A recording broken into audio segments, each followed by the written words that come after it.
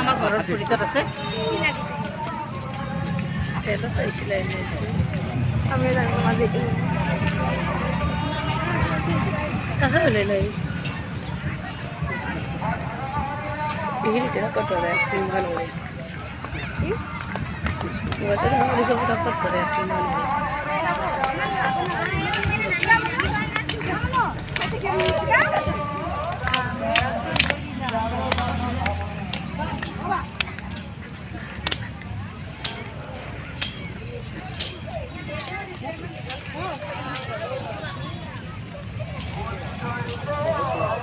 Baruta.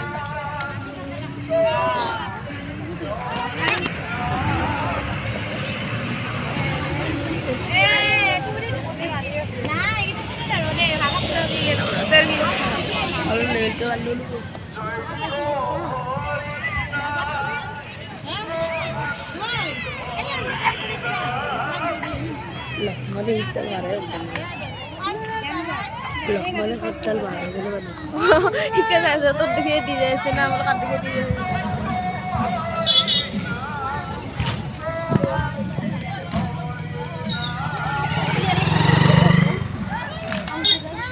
sebelah gue mandi nanti loh.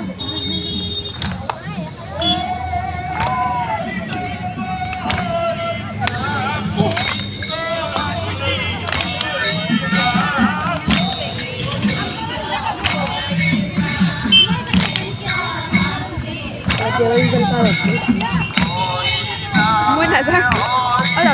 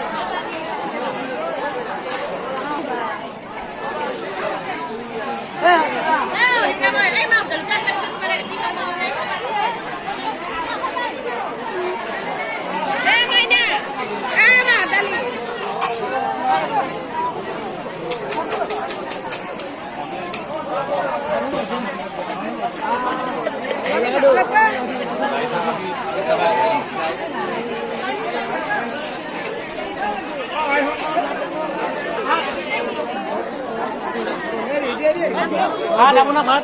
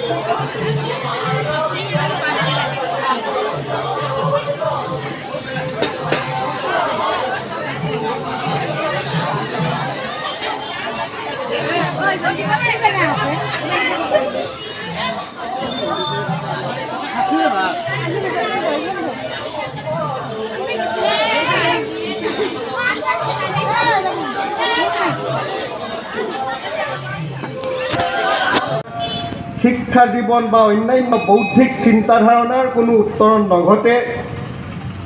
এই সকলোবোৰ সামৰি সকলো দিশতে এই পিছপৰা মানুহখিনিক সৰ্বাত্মকে উত্তৰণৰ মাৰ্গলৈ লৈ যাবৰ কাৰণে আচাৰ্য নাৰায়ণ দাস বা পিছৰে সেই সময়তেই আপোনালোকৰ মাজলৈ আহিছিল। আজি হয়তো তেখেতৰ সান্নিধ্য লাভ কৰা বহু লোকে ইয়াত নাই, আৰু সান্নিধ্য নোপোৱা ব্যক্তিয়ে হয়তো সংখ্যা বেছি। আজি হয়তো বহু কম ব্যক্তি আছে যিসকলে তেখেতৰ সান্নিধ্য লাভ কৰিবলৈ সক্ষম হৈছিল। কিন্তু তেখেতে থৈ যোৱা যিটো মাৰ্গ, যিটো ব্যৱস্থাৰে আমাৰ পিছপৰা জনসাধাৰণৰ জীৱনৰ সৰ্বাত্মক উত্তৰণ ঘটিব, সেই ব্যৱস্থাটো কিন্তু আজিও ইয়াত বিদ্যমান। আৰু সেইকাৰণেই কুকুৰমাৰাৰ লগত আমাৰ এটা সম্পৰ্ক আছিল যে প্ৰত্যেক বছৰেই আচাৰ্য ইলাৰাম দাস বাপিছৰ গৃহত হোৱা যি পৰম মংগলময় অস্তপহৰ পালনাম, সেই অস্তপহৰ পালনামলৈ কুকুৰমাৰাৰ পৰা দলে দলে ৰান্ধনি বিলনীয়াৰ ভকতসকল গৈছিলে, আৰু থিয় নামৰ দল গৈছিলে। বিশেষ আকৰ্ষণ ৰূপে সেই স্থানত অসমৰ বিভিন্ন প্ৰান্তৰ পৰা অহা ভকতসকলক তেখেতসকলক অন্নমুঠি ৰান্ধি দিয়াৰ উপৰিও থিয় নাম প্ৰদৰ্শনৰ জৰিয়তে এক আধ্যাত্মিক সুখ প্ৰদান কৰাৰ বিৰল মুহূৰ্তবোৰ আমাৰ হৃদয়ত আছে। আপোনালোকে সকলোৱে জানে যে একশৰণ ভাগৱতী সমাজ অসম এটা আধ্যাত্ম সাধনমুখী সামাজিক সাংস্কৃতিক ধৰ্মীয় অনুষ্ঠান। মই এইখিনিতে এটা কথা কৈ লওঁ যে মোক নিৰ্দিষ্ট বক্তা হিচাপে ইয়ালৈ মতা হৈছে, ধৰ্ম সম্পৰ্কে বক্তৃতা দিবলৈ মোক মতা হৈছে, কিন্তু মোৰ হাতত সময় নিচেই কম, মই ঘূৰি যাবগৈ লাগিব। সেয়ে মই দুআষাৰ বক্তব্য ৰাখিম। মই যিবোৰ আধ্যাত্মিক তত্ত্বৰে পৰিপূৰ্ণ যিবোৰ ৰসাল ভক্তিবাদৰ কথা, এইখিনি মই মোৰ পৰৱৰ্তী বক্তাসকলৰ ওপৰত মই অনুৰোধ সহকাৰে ন্যস্ত কৰিলোঁ। প্ৰভুসকল, একশৰণ ভাগৱতী সমাজ এটি আধ্যাত্ম সাধনমুখী চিমখন আপোনালোকক সুন্দৰকৈ বনাই দিয়াৰ বাবে এই ভক্তসকলৰ আগমন ইয়াত ঘটিছে। তেওঁলোকে কৃষ্ণ নামৰ চিমখন কেনেকুৱা আজি আপোনালোকক বুজাই দিব। কাৰণ কৃষ্ণ অবিহনে আমি জীৱনত যি কৰিছোঁ, খাইছোঁ, শুইছোঁ, উঠিছোঁ, বহিছোঁ, দৌৰিছোঁ, একোৱে কৰিব নোৱাৰোঁ। কৃষ্ণ নামৰ চিমখন যিদিনা অচল হ'ব, সেইদিনা আমাৰ এডে নামৰ এই মোবাইলটোও অচল হৈ পৰিব। এই দেহ নামৰ মোবাইলটো যেনেকৈ মোবাইল এটা লাহে লাহে পুৰণি হৈ গৈ থাকে, দেহ নামৰ মোবাইলটো লাহে লাহে আমাৰ শিশুকালৰ পৰা বৃদ্ধকাললৈকে পুৰণি হৈ গৈ থাকে।